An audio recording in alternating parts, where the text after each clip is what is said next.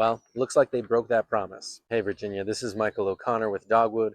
And as you probably know by now, Republicans' quote unquote big beautiful bill has passed out of the House and is headed towards the Senate.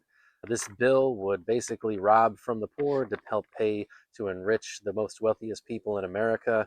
And that's because it proposes cutting billions of dollars from Medicaid and the Supplemental Nutrition Assistance Program, otherwise known as SNAP. Now, what does this all mean here in Virginia? In Virginia, over 1 million people rely on Medicaid, and it's estimated that 262,000 Virginians would lose access to their Medicaid health coverage if this bill was enacted. Now, when it comes to SNAP, we know that over 800,000 Virginians rely on that food assistance program, and these cuts could imperil their access to get groceries. All 5 Republicans that represent Virginians in Congress voted in support of this bill, including Representative Jen Kiggans and Representative Rob Whitman, both of whom had pledged not to support any legislation that would include cuts to Medicaid.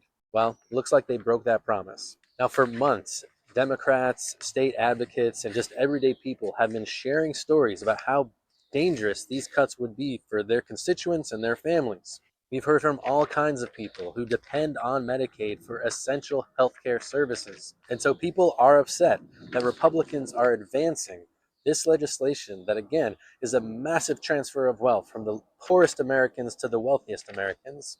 Now, what happens next? This bill is headed to the Senate, where Republicans have a majority, just like they do in the House. It only needs a simple majority to pass in the Senate because it's being advanced through this process called reconciliation.